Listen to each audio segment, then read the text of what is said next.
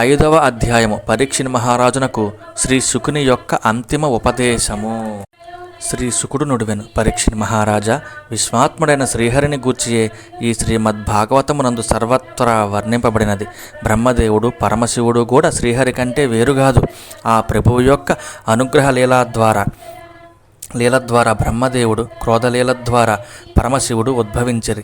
మహారాజా, నేను మరణింతును అను అజ్ఞాన బుద్ధిని విడిచిపెట్టము. ఈ దేహము ఇంతకు ముందు ఉన్నది కాదు, క్రొత్తగా వచ్చినది, నశించునట్టిది, అనగా నశ్వరము. కానీ ఆత్మస్వరూపుడవైన నీవు ఇది వరకు లేనని, కొత్తగా జన్మించినని, మరల నశించునని భావింపవలదు. దేహము నశ్వరము, ఆత్మ శాశ్వతము. విత్తనము నుండి మొలక, దాని నుండి విత్తనము ఉత్పన్నములైనట్లు ఒక దేహము నుండి మరి ఒక దేహము, దాని నుండి మరి ఒక శరీరము ఉత్పన్నములగును. కానీ ఆత్మస్వరూపుడమైన నీవు ఎవరి నుండి ఉత్పన్నము కాలేదు, మున్ముందు పుత్ర పౌత్రాది రూపములలో ఉత్పన్నము కాబోవు. అగ్ని కర్ర నుండి సర్వదా వేరైనదే. కర్ర యొక్క ఉత్పత్తి వినాశములకు అది అతీతమైనది. అట్లే నీవును ఈ శరీరాదుల కంటే సర్వదా వేరైన వాడవు. జీవుడు స్వప్నమునందు తన శిరస్సు ఖండింపబడుటను, తాను మరణించుటను చూచును. చనిపోయినది నశించినది దేహమే గాని ఆత్మ కాదు.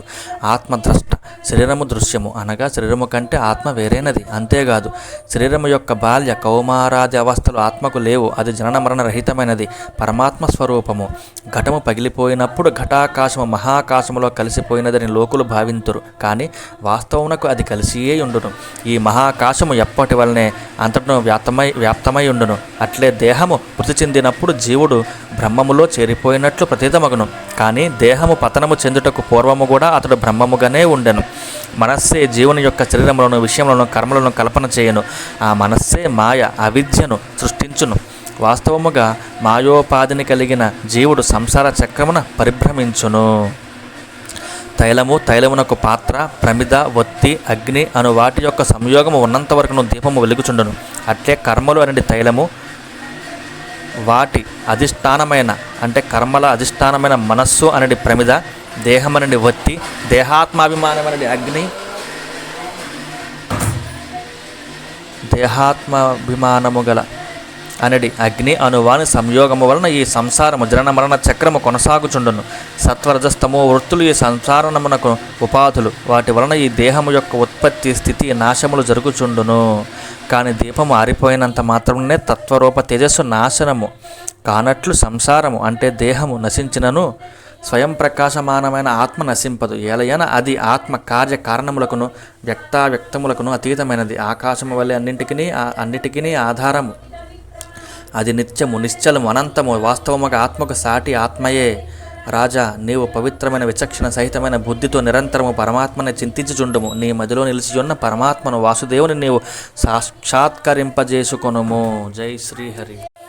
నీవు మృత్యువునకు మృత్యువు అయిన పరమేశ్వరుడవు. కావున బ్రాహ్మణుని శాపకారణముగా తక్షకుడు నిన్ను భస్మము చేయజాలడు. తక్షకుడే కాదు, స్వయముగా సాక్షాత్తుగా మృత్యుదేవత కూడా నీ దరికి చేరజాలదు. సర్వాధిష్టానమైన పరబ్రహ్మను నేనే అని తలంచుచు అఖండ స్వరూపుడైన ఆ పరమాత్మను నీ అంతరాత్మయందు నిలుపుకొనుము. ఆ సమయమున విషపూరితమైన తన కొరలతో తక్షకుడు నీ పాదములపై కాటు వేయుటను నీవు గమనింపజాలవు. ఆత్మస్వరూపమునందు ఉన్న నీవు నీ శరీరమునే కాదు, ఈ విశ్వమును కూడా నీకంటను వేరుగా చూడవు. నాయన పరీక్షిత్ మహారాజా, విశ్వాత్ముడైన ఆ భగవంతుని యొక్క లీలలను గూర్చి నీవు అడిగిన విషయములను అన్నింటినీ వివరించితిని. ఇంకనూ నీవు ఏమి వినదలుచుకొనుచున్నావో తెలుపుము. జై శ్రీహరి.